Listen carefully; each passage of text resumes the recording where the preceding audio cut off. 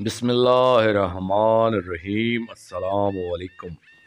मैं हूं आपका भाई अब्बास हमदानी। आप देख रहे हैं जाफरी आर्ट टीवी। आज का हमारा मौजूद गुफ्तगू है आज़ादारी का क़याम। दोस्तों, आप सोच रहे होंगे कि आज़ादारी का क़याम क्यों फरमाया गया और रोने की ताकीद क्यों फरमाई गई, यानी रोने की शक्ल बनाने पर भी जन्नत की ज़मानत देने का इनकी ज़ात को क्या फ़ायदा था, और आज़ादारी के क़याम की इतनी सख्ती से ताकीद क्यों फरमाई गई और इसके क़याम में इतना तकल्लुफ़ क्यों फरमाया गया।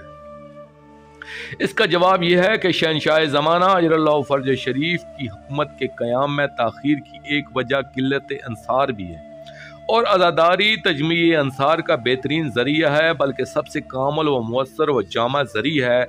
जैसा कि इसकी मिसालें हम माजी में देख सकते हैं। हम कबल अज़ तलुए इस्लाम के वाक़यात को यहाँ लिखेंगे तो तवालत हो जाएगी।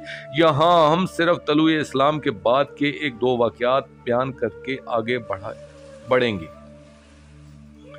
दोस्तों, ज़हूर इस्लाम के बाद जो कुफ़ार व मुशरिकीन से पहली बाज़ाब्ता जंग हुई है, इसे बदर अल कुबरा कहा जाता है।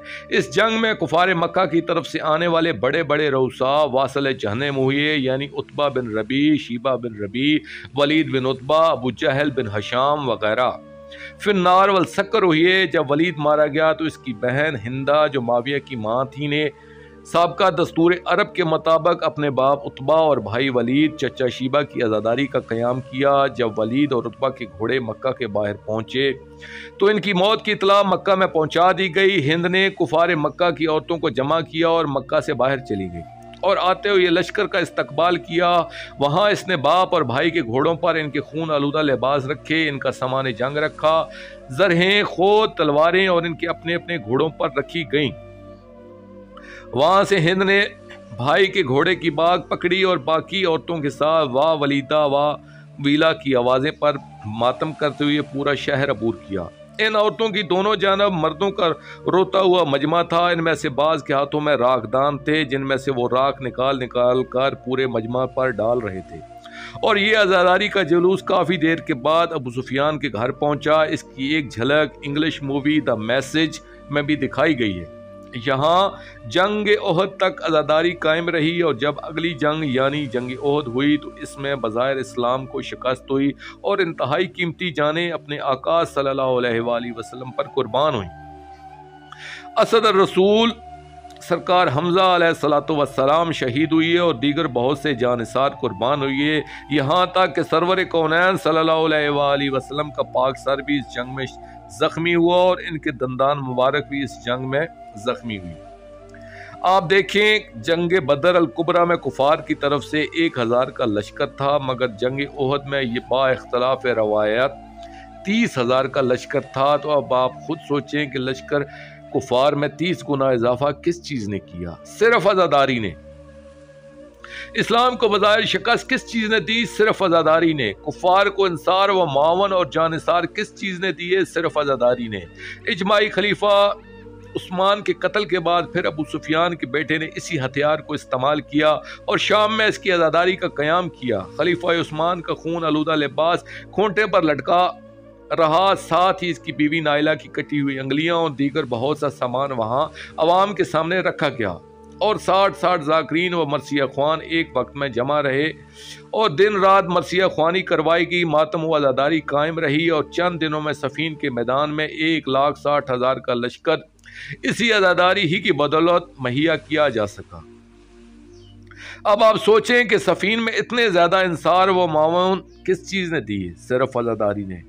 दोस्तों, मेरे अर्ज़ करने का मकसद यह है कि आज़ादारी तजमीय इंसार का सबसे मुअस्सर, ज़ोअसर और मुकम्मल ज़रिया है। आज़ादारी इंसार जमा करने का कदीम तरीन ज़रिया भी है, क्योंकि अरब के वो कबाइल जिनके ज़्यादा अफराद मारे जाते थे तो वो भी दूसरे कबाइल में से अपने इंसार बनाने के लिए आज़ादारी कायम करते थे, क्योंकि इंसान की फितरत है, वो मजलूम से हमदर्दी रखता है और यही हमदर्दी जज्बा नुसरत को बेदार भी करती है और जज्बा इंतकाम को ठंडा भी नहीं होने देती।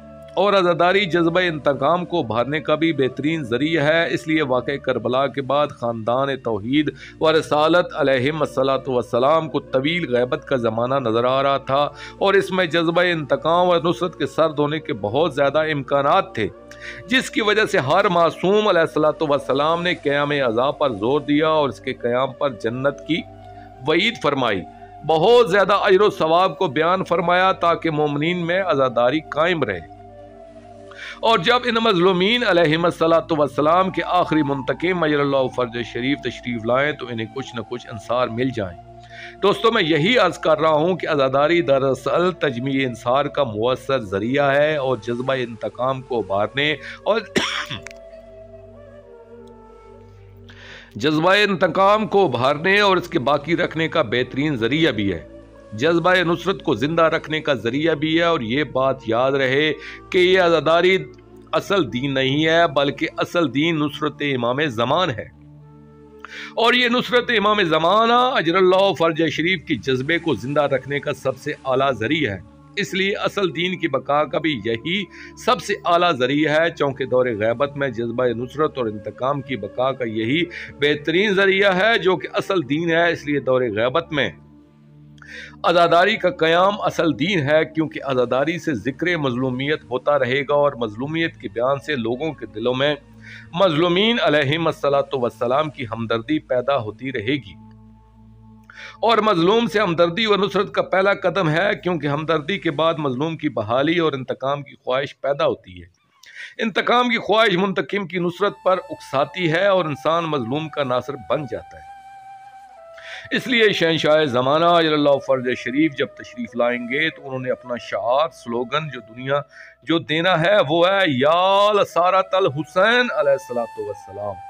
सार के मानी जोश इंतकाम में आपे से बाहर आ जाने के भी होते हैं। यानी उन्होंने ये नारा इस तरह बुलंद फरमाना है कि लोग शहंशाह करबला अलैहिस्सलातु वस्सलाम के इंतकाम के जोश में आपे से बाहर आ जाएंगे।